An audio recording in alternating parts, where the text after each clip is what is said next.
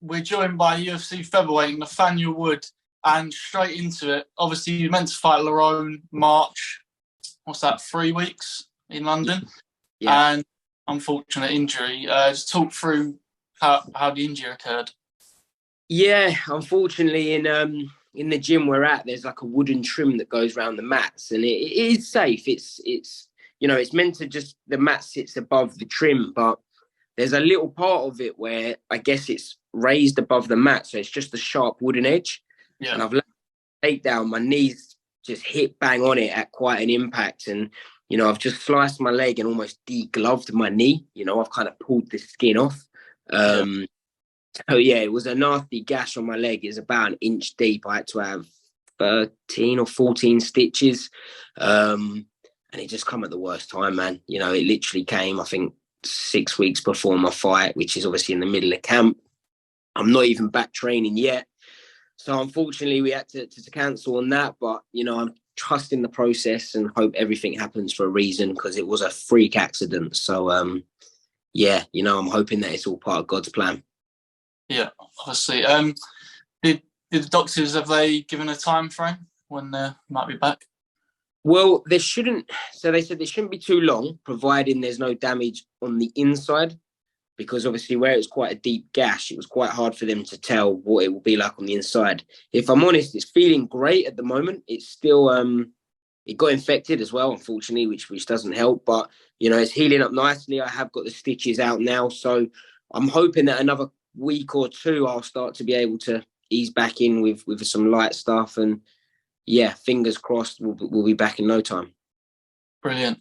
Obviously I see on Twitter you and Lerone, you had like a sort of friendly interaction, I suppose you could call it, but is that the first contact you had with him since the cancellation?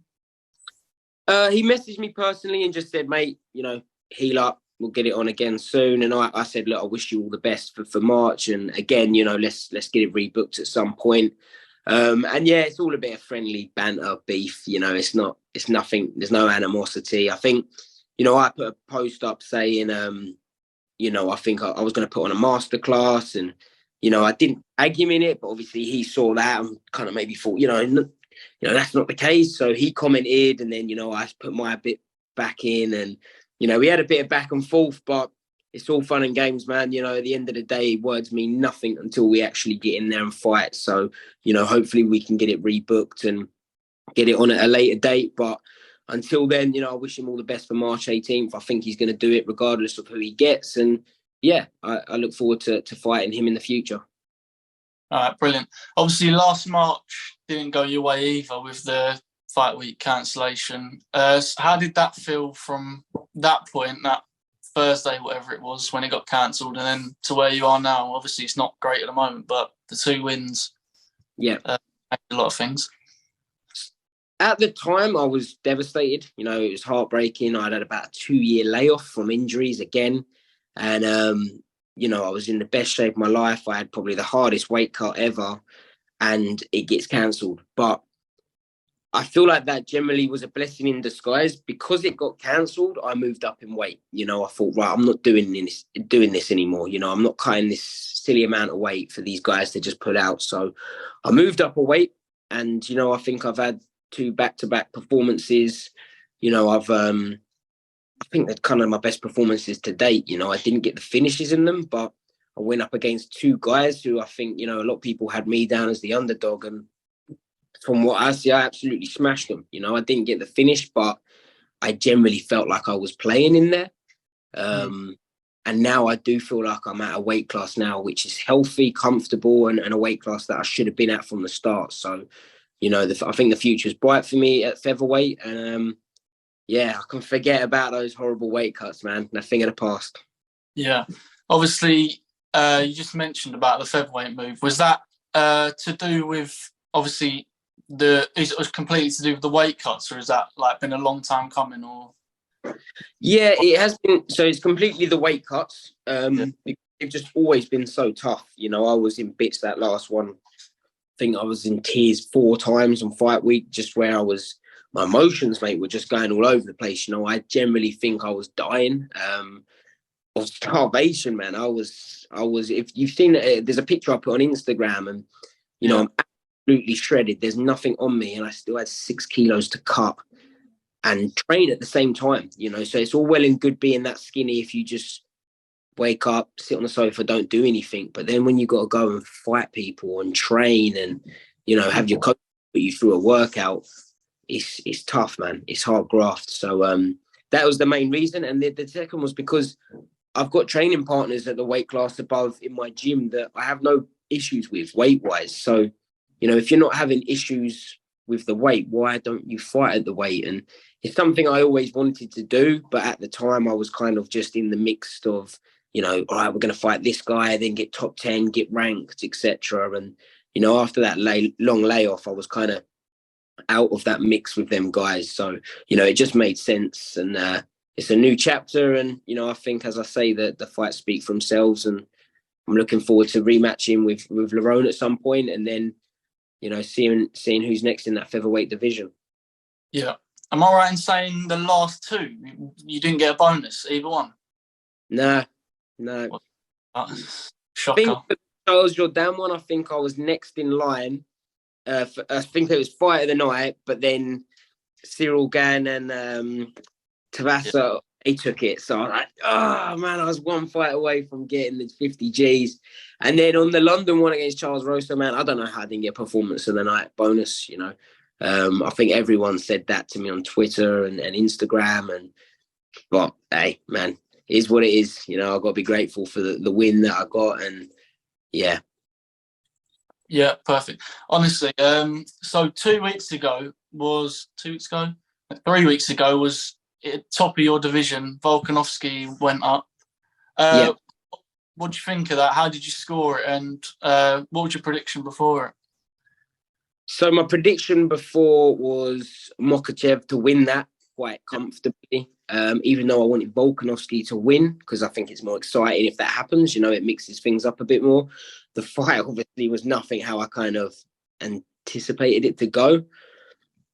I think Volkanovski done enough to get the win, but yeah, you know, it is obviously a very, very close fight. But I think maybe I'm thinking that as well because where he was the smaller guy moving up the weight class, you know, maybe I've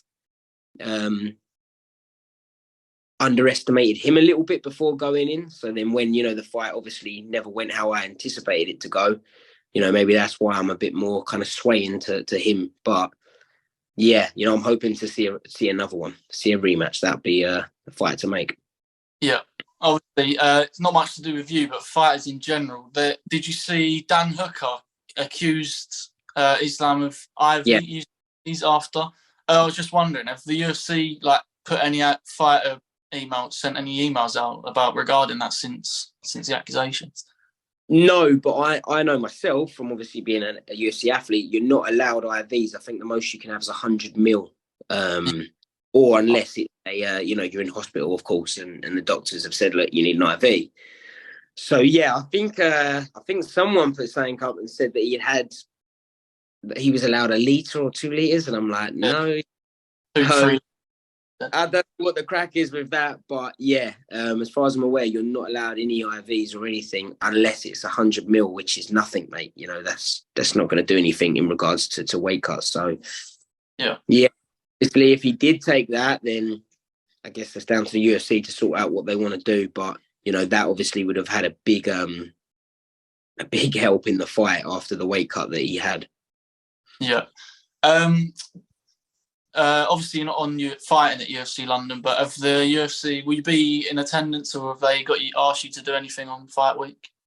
Yeah, so I'm still gonna go. If I'm honest, I'm like, I don't really want to go because it's just it's bittersweet, man. You know, I get to go and obviously watch an amazing card, but yeah, man, it sucks when you should have been on the card. So I'm gonna go. I'm gonna go and just, you know, put on a smile on my face and, you know, try and enjoy the fights, maybe have a drink. And yeah, I obviously get to meet everyone there and hopefully see some fans and the crowd and try and enjoy it as much as I can.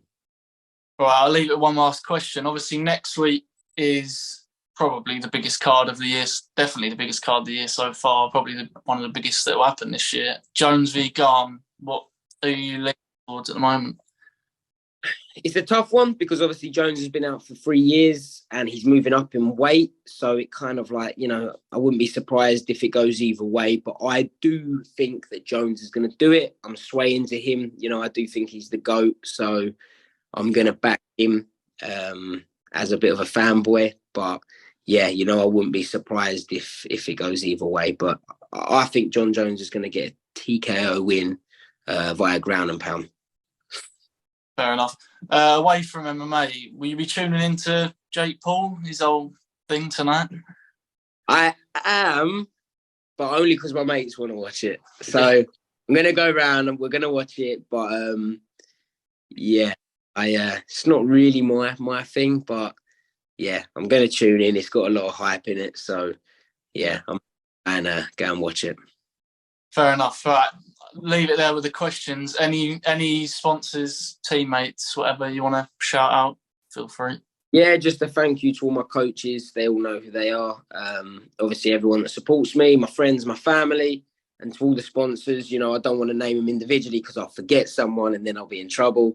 But yeah, everyone that obviously is on the team and supporting me, I appreciate it. And yeah, let's look for a positive rest of the year and get some fights and start to get ranked.